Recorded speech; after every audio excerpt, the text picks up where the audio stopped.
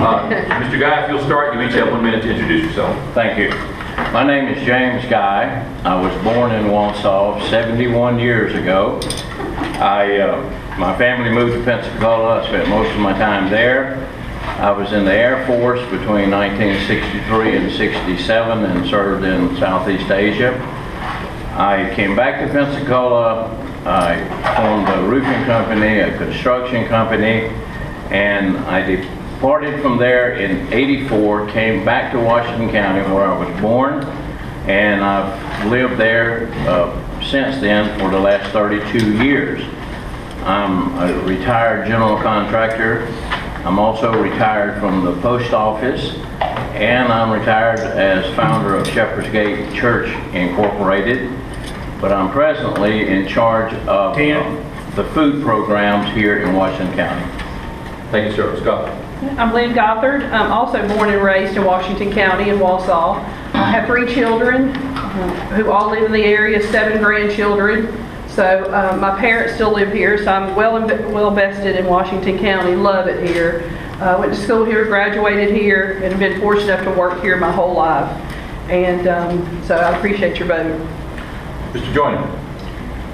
I want to thank everybody for coming out today and giving us this opportunity. My name is Steve Joyner. I'm a lifelong citizen and taxpayer of this county also. I've spent 32 years in business. I spent 2 years as the interim county manager.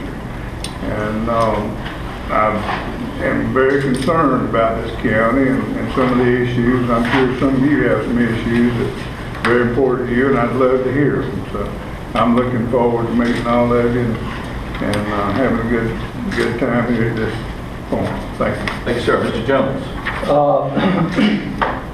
was not born in Washington County. I did go to school in Washington County. I was born and raised in Columbus, Georgia, and I have no ties or no favors to anyone in Washington County except the taxpayers of this county. And I've been in the broadcast business for all my life. I'm 7 years old. Will be in February. I'm married to Janet, my wife of 50 years, and I'm currently retired and owner and operator of Florida Legal Videos Incorporated, LLC.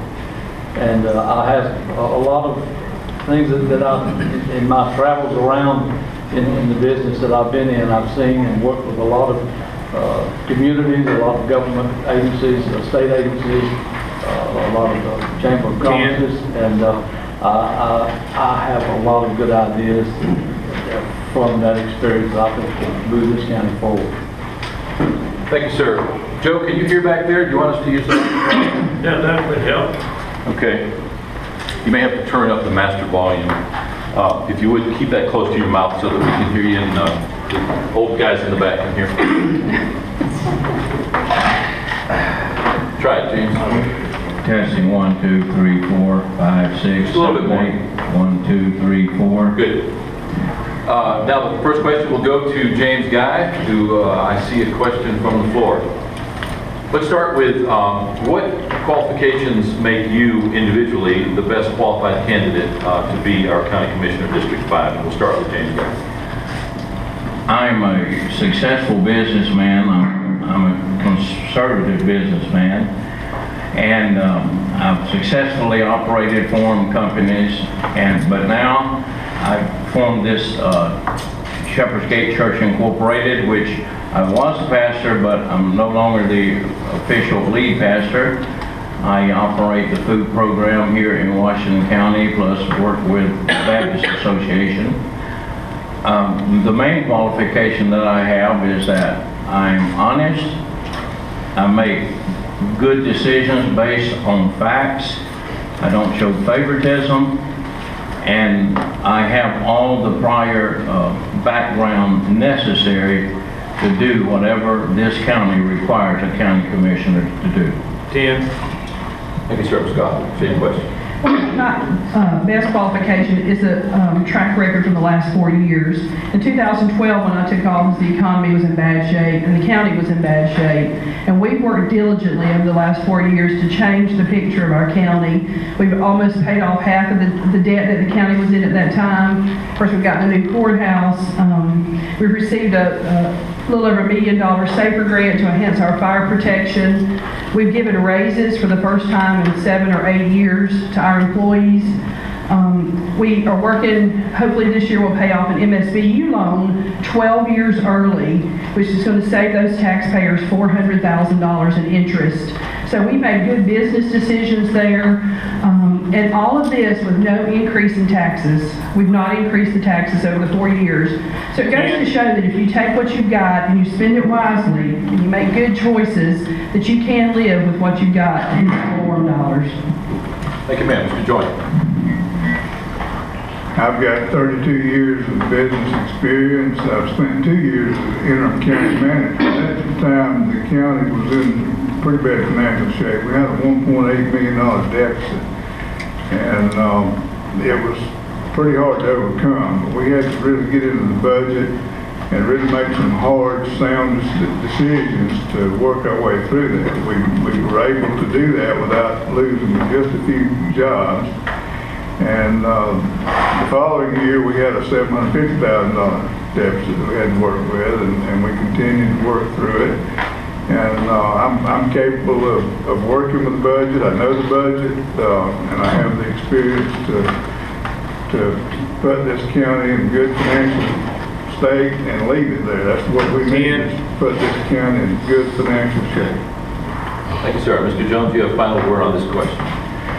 I'm not going to sit here and tell you that I'm the best qualified for this job. I will tell you that I'm qualified in certain areas, and I'm sure they're best qualified in certain areas also. But overall, I'm not going to sit here and tell you I'm best qualified for this job. I will tell you that I am qualified, and I'm probably the best qualified person sitting here to work with the taxpayers of this county and to listen to their needs and their wants. You know, I don't think that's been happening.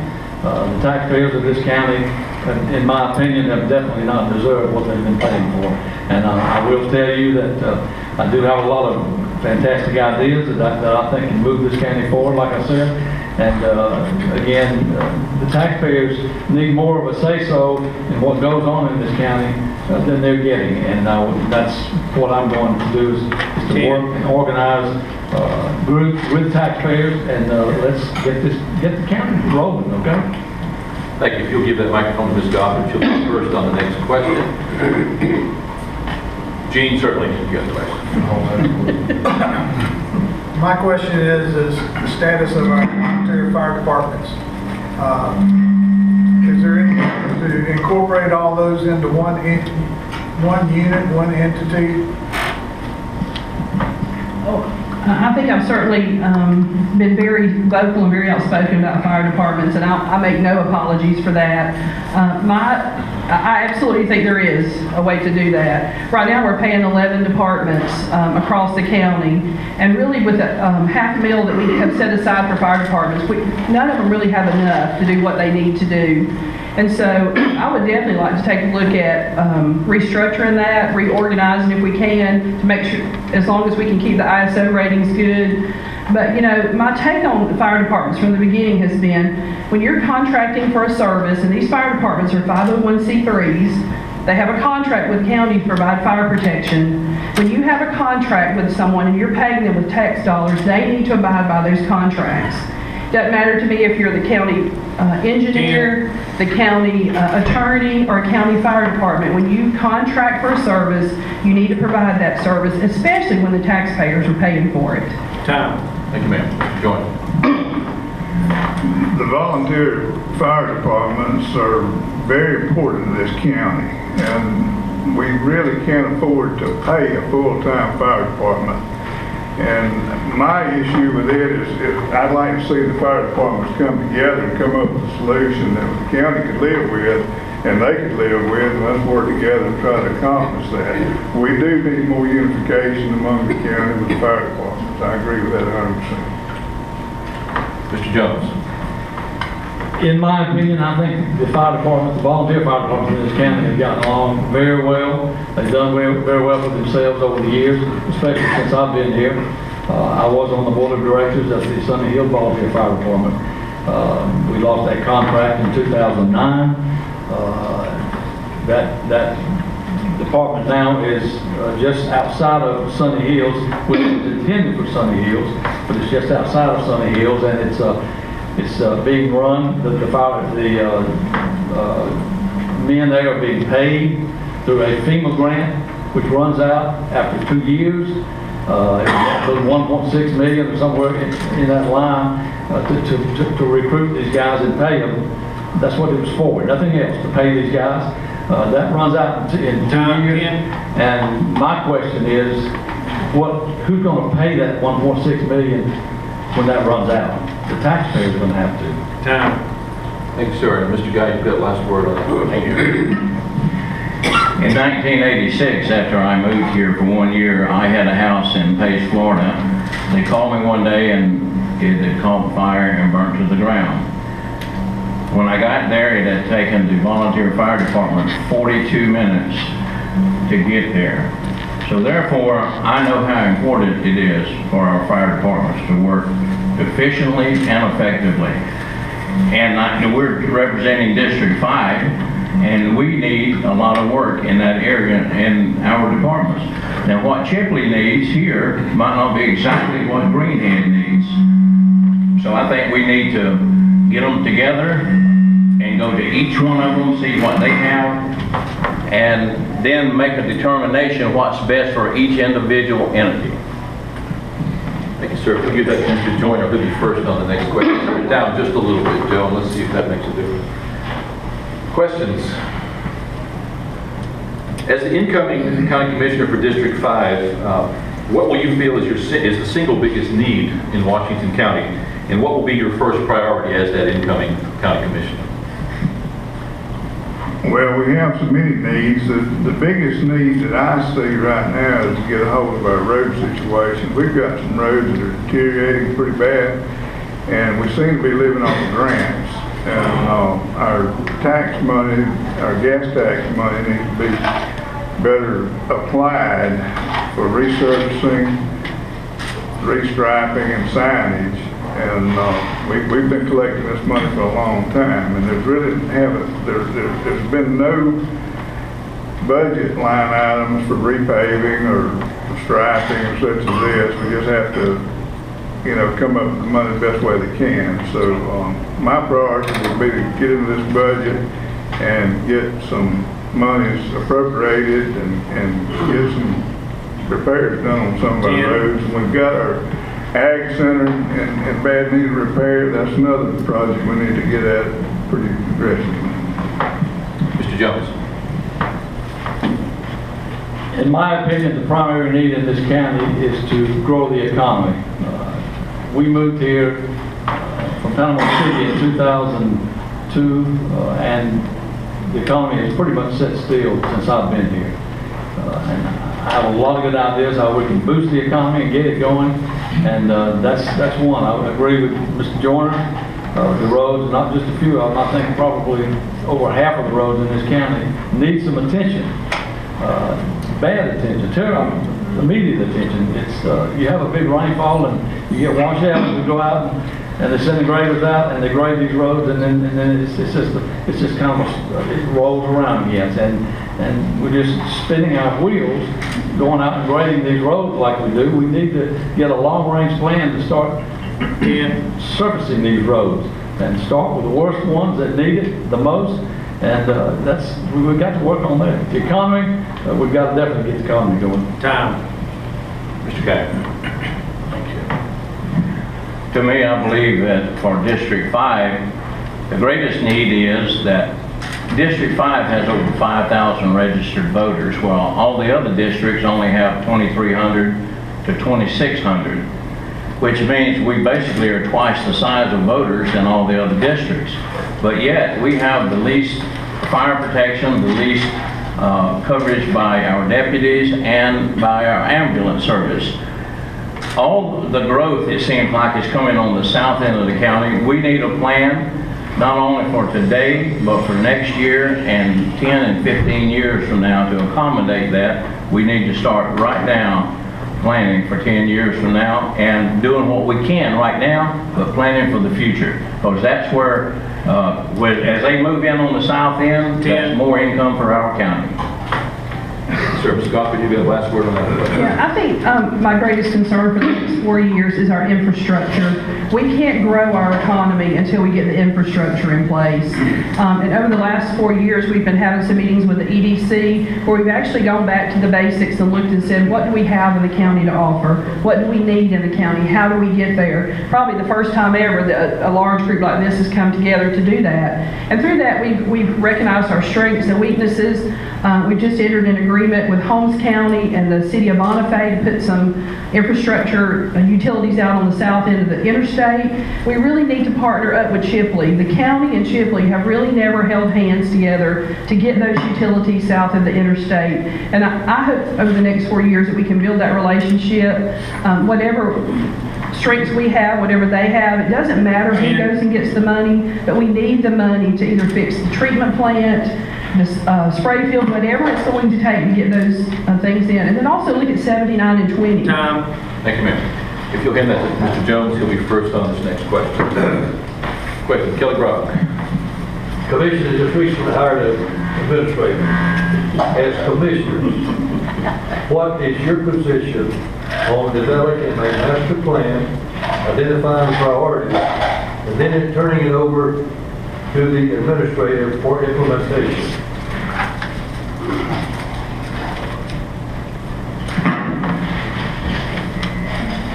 I think, in my opinion, that we need to get a new microphone started.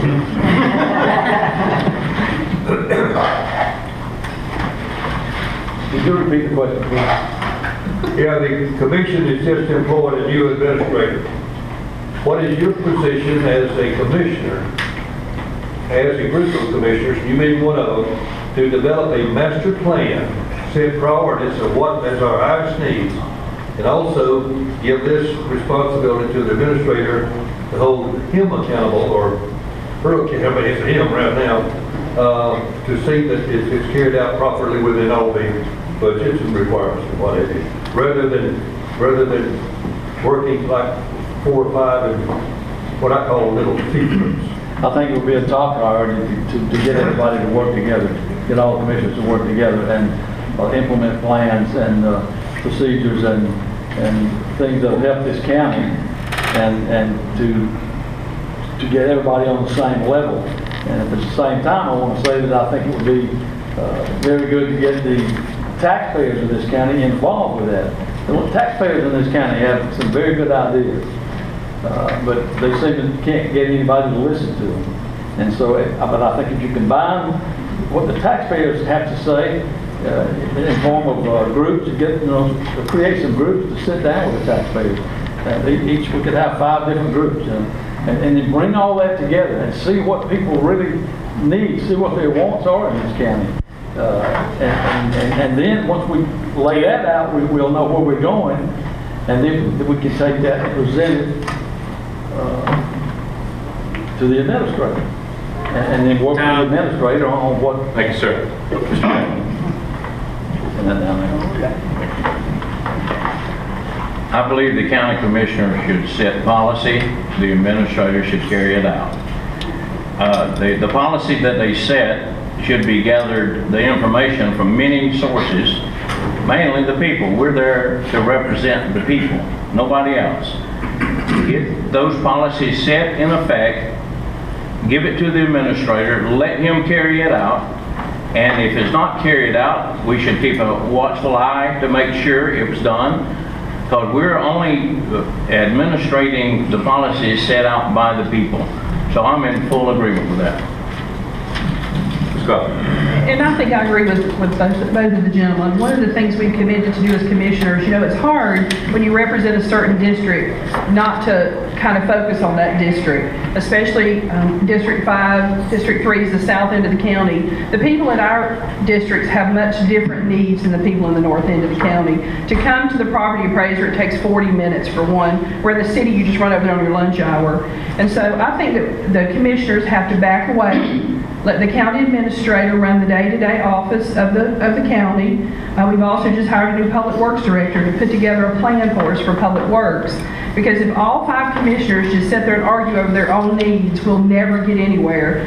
which there's been some of that happening. We've all committed, when we hired Hank and we've hired Tom, our new Public Works Director, to step back, let them run the county, and when they need the policy issues dealt, to come to the commission as policy makers. I believe it's going to work. They're two great guys. Thank you, ma'am. Mr. Joyner, you've got the final word on this question. From past experience, as I've had with the county administrative job, it's very important that the commissioners work very close with the county administrator, and they have to support one another. But it is an administrative type government. The county commissioners are to set policy, give it to the administrator, and support him and let him carry it out. And you know, it's hard to work for 5 different commissioners, you know, that's pulling in different directions. So it's very important that they all come together and work with unity and harmony and get things moving in a fluid motion and help the county administrator, because it's a tough job to run this county. Thank you, sir. If you'll pass that back to Mr. Guy, he'll be first on this next series of questions. We've got several that have been submitted in email. I got one. Well, let me do this one first. There has been arguably no appreciable economic development in Washington County for the past 10 years. I think we all agree on that. What can you as a county commissioner do to help the situation? And I'm adding this part myself. We've all pointed out the fact that you're aware of it and that you're going to work towards that. Is there anything specific that you feel that you can do to turn that situation around? And I think that question basically was put out there in reference to jobs that are needed. I had my radio on the other day, and I saw where this Family Dollar store had openings for all 3 positions, and they could not find enough people to fill them. The beer place down in Ebro has openings, cannot find enough people to fill them. So I said, well, what's the problem? Are we looking for jobs, or are we looking for positions to fill? Well, we need growth, but we've got to create this sound foundation first to make people want to come in and invest their money in this county.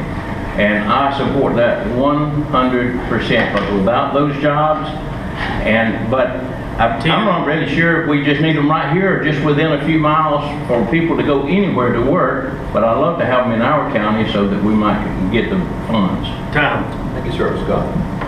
Well, I'll just go back to the infrastructure. You know, one of the things we learned with these meetings with the EDC, the Economic Development Council, is that many times when we get job leads, and these are leads that have actually come to Washington County, they're wanting what they call shovel-ready sites.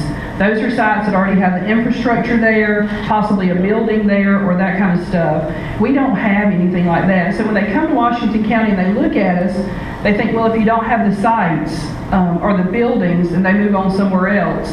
We are working hard on the Project Pike. The Project Pike would be a great location. It's got the infrastructure, it's got the road built, and trying to get that back if we can ever get it down where we can afford it.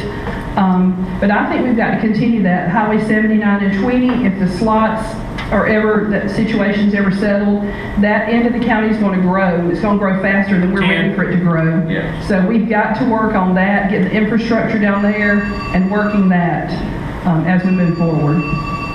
Thank you, ma'am. Mr. Joyner. Well, this is a question that comes up probably more than anything else, but we live in a wonderful place, a wonderful county. We don't have a lot of things that other neighboring counties have. We have a small tax base. We don't have a lot to attract big businesses, but there again, I will support anything that we can do to create jobs in this county. Whether it's 1 job or 100 jobs, it's very important to have that tax base here. We need to increase our tax base. And we need to make this county attractive to anybody that wants to come here. We need to be able to help them when it comes time, financially and otherwise. We need to have a industrial park, some property ready for that, and make it shovel ready, as Ms. Gothard said. We need to do everything we can possibly do to get jobs attractive to this county. Sir, Mr. Jones, you've got the final word on this question.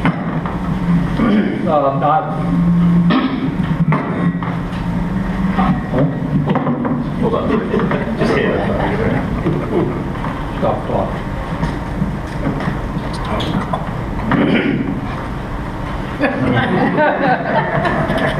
Use it if you want. My own expense. Mr. Guy said that, he was talking about whether people had to go out of the county or he would like to see it stay in the county. I don't want to see it go out of the county at all. I want to see it stay in this county 100%. And I want to read a little thing out. I have time to get it in. I put together just, what we have mostly to sell in this county is land, farmland. The education system should provide, in my opinion, young people with the skills, knowledge, technology, and background to be career and college ready.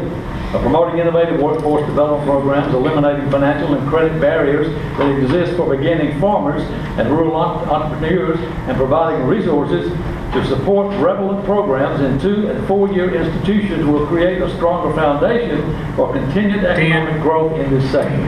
Rural economic development and infrastructure are also key to attracting and retaining young people. Rural communities and small businesses that support the food and ag sector Thank you, sir. require Mr. Doctor, additional you'll be- investment, including expansion of physical and technological infrastructure.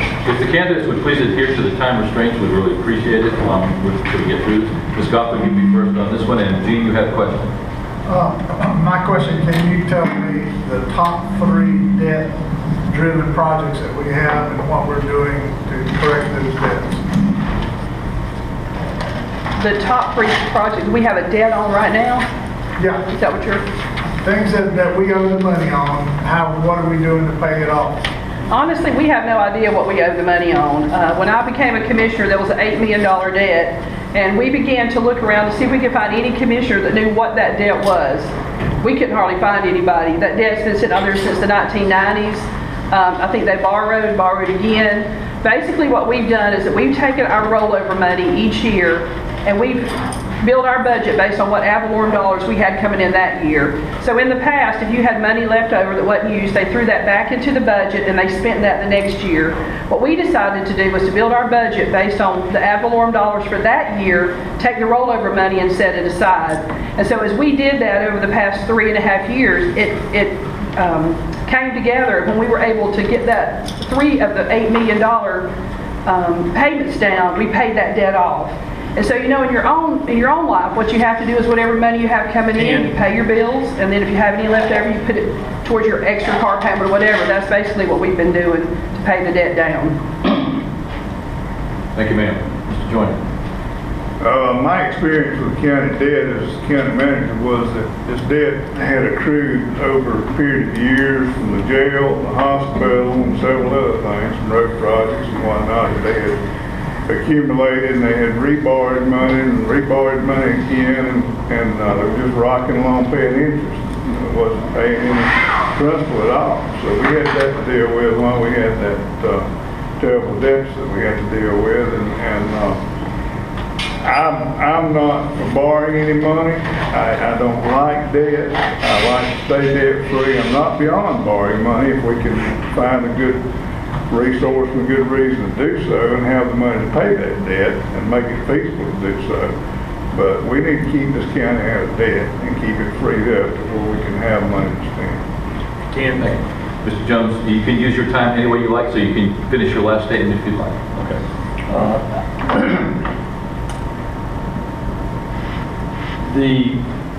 I wanted to correct something that Ms. Gotham said earlier.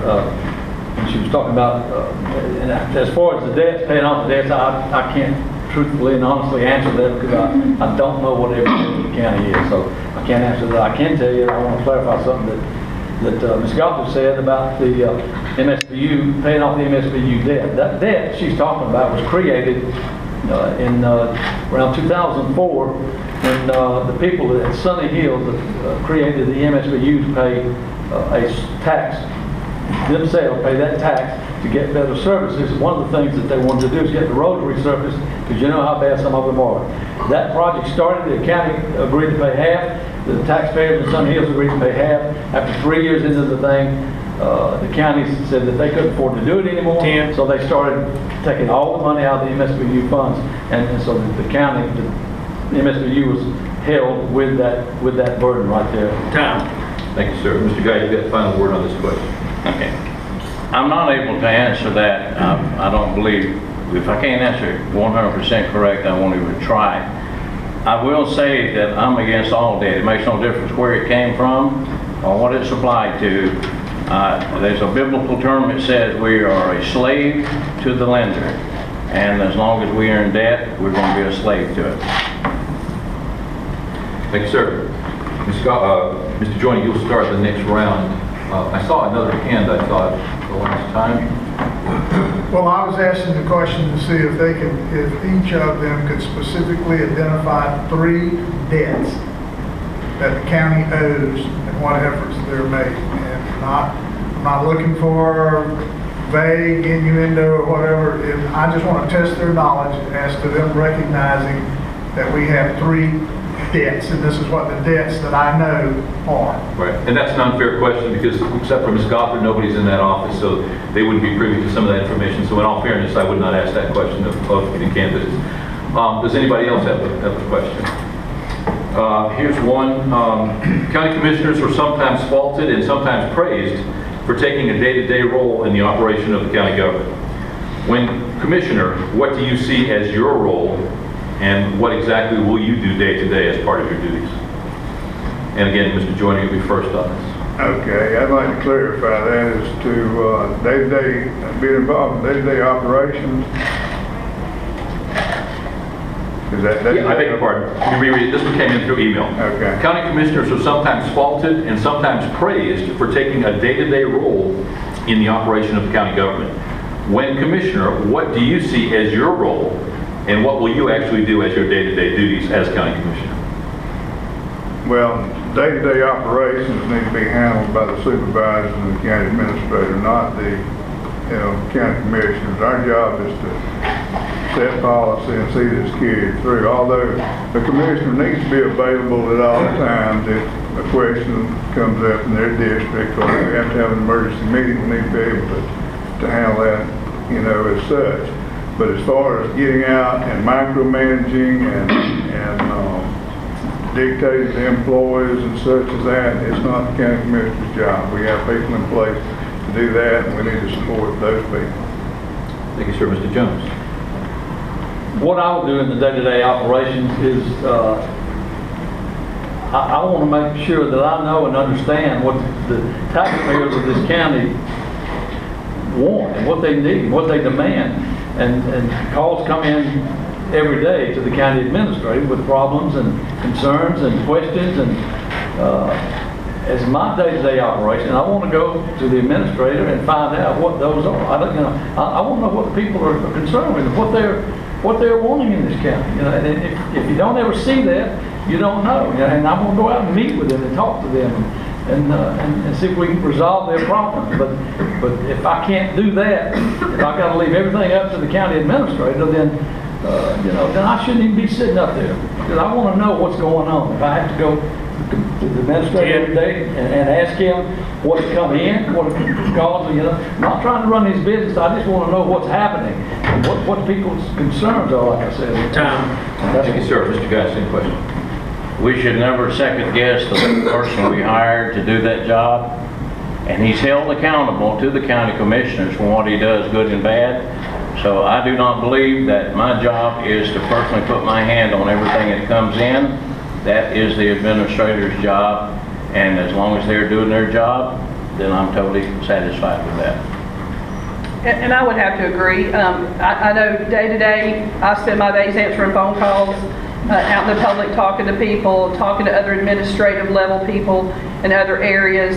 Been working with water management here lately on an issue in the south end of the county, but I was very happy, and Hank will tell you this, when he came to say, here's a list of complaints, tell me what you can do with them and take care of them. Because it's not my job to handle the day-to-day business of the county.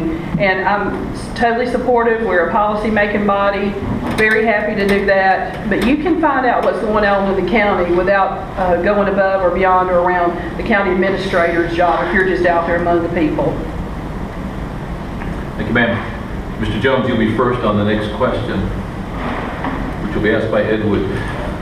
I'd be interested in each one's position on the wet-dry issue that was discussed last week, and also their Your thoughts on the economic impact of that? Talking about the alcohol issue, you're first, Mr. Jones. I won't read, I've got something specifically for that. You know, it's such an antiquated thought being a dry county. There are only 3 counties in Florida where it will never be 5 o'clock somewhere, as Jimmy Buffett sings. Lafayette County in north central Florida, and Liberty and Washington counties in the Florida Panhandle. 3 counties out of every county in Florida are dry, that's all. Some say the issue is health and safety when it comes to alcohol. Some believe consuming alcoholic beverages is a sin, and people are tired of somebody else trying to control their lives. In a situation where visitors who pull off the Interstate 10 in towns where alcohol is legal and allows them to have a glass of wine with dinner can only help improve the economy. Washington County should have been wet a long time ago. It's a no-brainer, common sense approach to getting the economy boosted. Thank you, sir. Mr. Guy. Mine will be short. I am totally 100% against it. Thank you, sir. Ms. Goffin. Okay. I feel like the economic impact of alcohol is going to be very minimal. If you look at alcohol, the jobs it's going to bring, we talk about restaurants. If we could get alcohol, we could get restaurants. Restaurants are very low-paying jobs. They're not high-paying jobs. If alcohol was going to change our county, it would have changed Holmes County, and it hasn't. The wet-dry issue, I think, should be decided by the people. I personally don't drink. They wouldn't make any money off of me. But I think it, just like the slots, it should be decided by the people that as commissioners, and we're responsible for controlling that, making sure that that's good for all the citizens. I think the economic impact would be very minimal. Getting a manufacturing job here, a big company to come in that will pay good wages would be much more significant to me than alcohol. Thank you, ma'am. And Mr. Joyner, you have the final word on this question. I don't think making this county weather dry will make it or break it. I would be open to an ordinance that might allow some alcohol served with a meal in a restaurant, and we're not to that point yet. If restaurants decide to come here, that's something that we can possibly look at to help create jobs. But as far as economics, the alcohol won't make it here. You know, I've lived here 60 years with it being dry, and I've not had a problem with it. Thank you, sir. Mr. Guy, you'll be first on this next round, which will be posed by, I guess, me. Got an email question here. Washington County, not unlike surrounding counties, struggles to keep good personnel, especially in the sheriff's office, because of budgetary restrictions. Recently, the sheriff's office lost almost all of their dispatchers due to job openings at the Department of Transportation. What can you as a county commissioner, if anything, do to change this? And you'll be first, Mr. Guy. And I'm proud to say my top priorities are this. You don't need a policeman until you're being robbed. You don't need an ambulance until you're having the heart attack. And you don't need the fire department until your house is on fire. And the reason we're losing them is the garbage men get paid more than our deputies do and our dispatchers do. We have got to find the money to hire good people, train them, and train them to work in our county, not train them good enough to get another job with DOC or DOT, but train them and let them want to stay in this county with them and their families. Thank you, sir. Ms. Goffin. One of the things that we have done this last year to address this problem is that we actually hired an outside firm to come in and do a salary study on all of the employees in our county, as well as the sheriff's departments. And they looked at counties that had the same demographics as ours. We didn't look at Miami or some of these smaller counties, same demographics. And they created for us a salary schedule of minimum wages and maximum wages. And we took that salary study and we looked at every position in the county, and the sheriff did as well. And we looked at where we are in relation to those same counties of ours with the same demographics. And we had some employees that were well under it. And so this year, with a across-the-board 3% raise, we also gave up to $2 an hour. In addition to those employees who were well under, we pulled almost everybody up to at least the minimal level. And so we've already started addressing that. I hope we can have some good conversations with the new sheriff about what he needs during budget time to see if we can't help him address those. Thank you, ma'am. Mr. Joyner. Well, the retention levels for a business is very concerning to people that has to retain people to maintain a business, just like the county is. The pay scale in the county in some areas are pretty low compared to other counties and other things in the county where they can make more money. But anytime you lose an employee, you're losing money. You know, you've got to bring another one in and train him.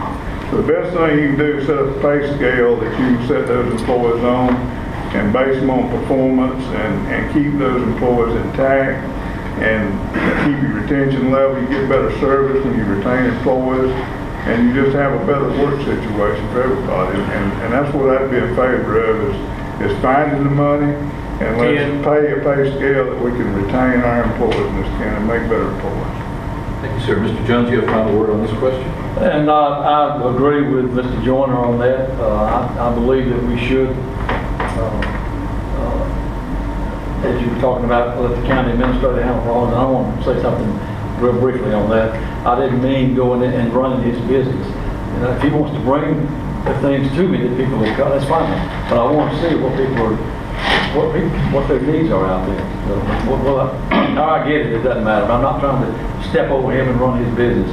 As far as retention of employees and all, like I said, I agree with Mr. Joyner, totally what he said, and I think that we should set that up with the supervisors of each department and let them set structures and pay scales and things, and as a proposal to bring to the county and let us look at it. You know, not just let the commissioners sitting up there try to create and make pay scales for these people. Let the supervisors do it. Thank you, sir. Ms. Gothard, you'll answer first on this one. I believe this will be our last question, leaving enough time for your 1-minute wrap-up. Do I see a question? Last question will be, Washington County has a new $9.2 million courthouse facility. Discounting the Washington County Agricultural Center, what is the next capital improvement needed in Washington County? And Ms. Gothard, you'll be first. I think it's got to be the water and sewer utilities south of the interstate, whether it's Highway 77, whether it's Highway 79, or whether it's 20 and Highway 79 and 20. We've got to come together with the city of Chipley and any other interested parties and get those utilities south of the interstate. The new three-party compact we've got with Holmes County and Bonifay, we're all coming together, putting our heads together, applying for some grants, that kind of stuff. I really want to see that in Chipley. If we could ever come together and work diligently, go to the legislatures. You know, we got the courthouse because people were out begging for the courthouse. I mean, we went all out to get this courthouse. We need to go all out to get the infrastructure and utilities in this county. We're not going to move forward until we can do that. Thank you, ma'am. Mr. Joyner. I'm presuming you were done. Yeah, it's fine. Okay. Would you repeat the question again? Sure.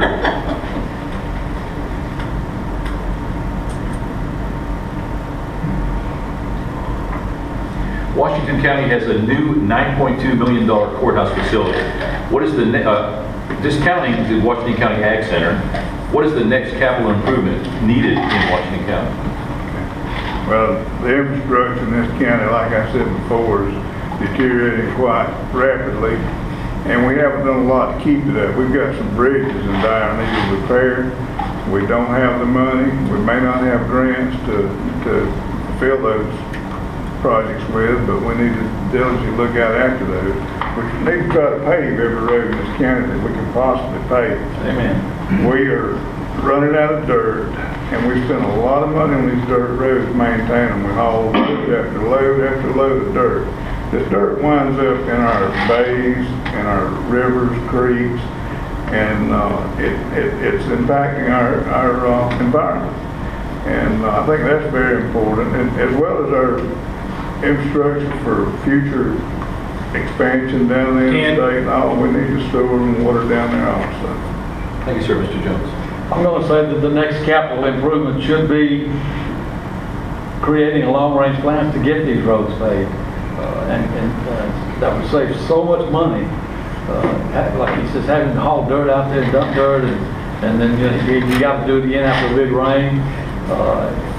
But get that taken care of. Then the second would be, as Ms. Gothard said, getting the infrastructure beyond I-10 and working with the city of Chipley. There again, we're going to have to the county's gonna have to kick in, some money, and, Chipley, you can't expect Chipley to do it all on their own, You can't, try to take from them 100%, so, I have no problem with that, but the county is gonna have to get together with it and, do an equal, half and half or whatever it's gonna cost. But one of the things of these roads in this county, they have got to be taken care of. People don't like rocks on their road, I can tell you that right now. Thank you, sir. Mr. Guy, you get the final word on this last question. I'm in full agreement with Mrs. Gothard. The single most important thing is this infrastructure here around Chipley, because what benefits Chipley benefits this county. We bring the people here, we get the jobs, we now have the finances to go out into the rural areas and do the other things that are necessary. But I believe that is the next most important project we need to address. Thank you, sir. Each candidate will now have 1 minute to wrap up. I'd like to thank Kevin Russell for keeping our time today. If you look at the bulletin on your table, you'll see that next week we have Washington County School Board District 3 debate.